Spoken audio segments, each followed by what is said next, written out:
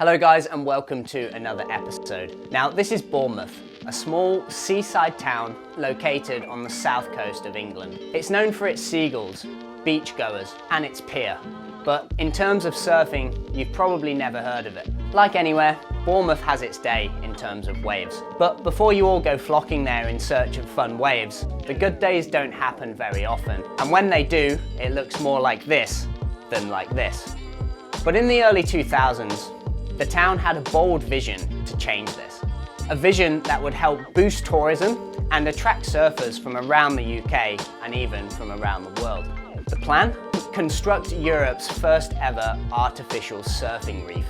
The idea was to transform the mushy peaks of Boscombe Beach into a proper wave and make it a wave that surfers actually wanted to come and surf. The project was spearheaded by Bournemouth Borough Council, who saw an opportunity to revitalise the area by tapping into the UK's booming surf culture. The artificial reef promised to create larger, better shaped and more consistent waves, and the plan was inspired by similar projects in Australia and New Zealand, and projects there had already been seen to enhance local conditions and boost local economies. The project, with an estimated cost of £1.4 million, was awarded to an Australian marine engineering firm, and their design involved placing massive, specially designed 2,500-ton sandbags on the seabed around 225 metres offshore.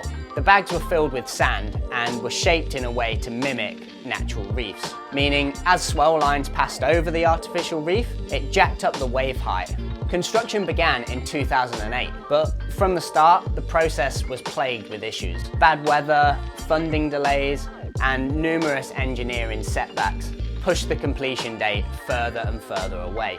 Eventually, it did get finished, and in 2009, the reef was opened to the public. It was opened with great fanfare from local officials who hoped it would revitalise Bournemouth and transform the town into one of the UK's best surf towns. But the reality of the artificial reef was a far cry from what anyone had hoped for. Instead of creating a consistent, predictable peak that jacked up swells and shaped them into something nice to ride, it made the waves shifty and unpredictable, and just generally a bit shit for surfing. Both surfers and marine experts criticised the design, claiming that the reef had not been properly designed or planned for the specific tidal conditions in the area. In fact, there were several key factors as to why the reef flopped in Bournemouth. Wrong shape and position. The sandbags used to create the reef weren't shaped or placed correctly, so they didn't make good surfable waves. Instead, the waves were unpredictable and even dangerous. Not built for Bournemouth's tides. The designers didn't fully account for how the tides and waves naturally behaved in Bournemouth. A design that worked at certain breaks in Australia and New Zealand didn't just automatically work for this specific beach. Damage and wear. The huge sandbags started to move and tear apart over time, making the reef even less effective and unsafe for surfers. And 4, it was too expensive to fix. So the project cost way more than planned already, and fixing it would have cost even more still.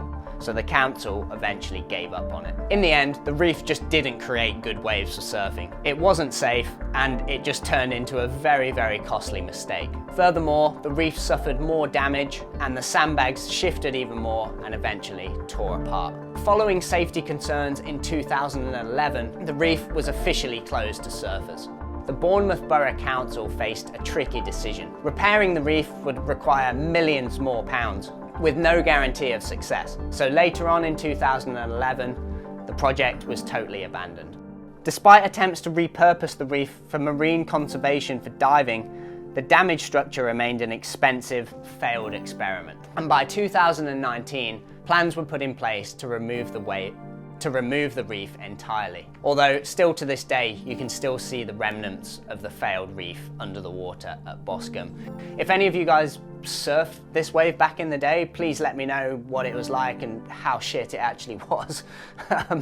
And yeah, what it was actually like. If you can provide any more information or any more context to the story as well, please comment down below, because I'd be super interested to read more into it. And the failure of the Boscombe artificial reef served as a cautionary tale in marine engineering and coastal tourism. The project highlighted the risks of over-promising and under-delivering when dealing with complex environmental conditions. It also demonstrated the importance of thorough research when undertaking such ambitious projects. So despite the tragic failure of the reef itself, Boscombe and Bournemouth did still benefit from the project, which was really unexpected, and the attention that the reef brought to the area led to a broader regeneration of the area, with improved beachfront facilities, new businesses, and an increase in general tourism. So while this one failed, there are successful cases around the world, Palm Beach on the Gold Coast in Australia being the most notable. Let me know if you know of any others as well. It's quite an interesting topic. I think for me, wave pools are probably a lot more reliable and easier to build. Hope you've enjoyed this episode. For now, it's goodbye from me, and I'll see you in the next episode.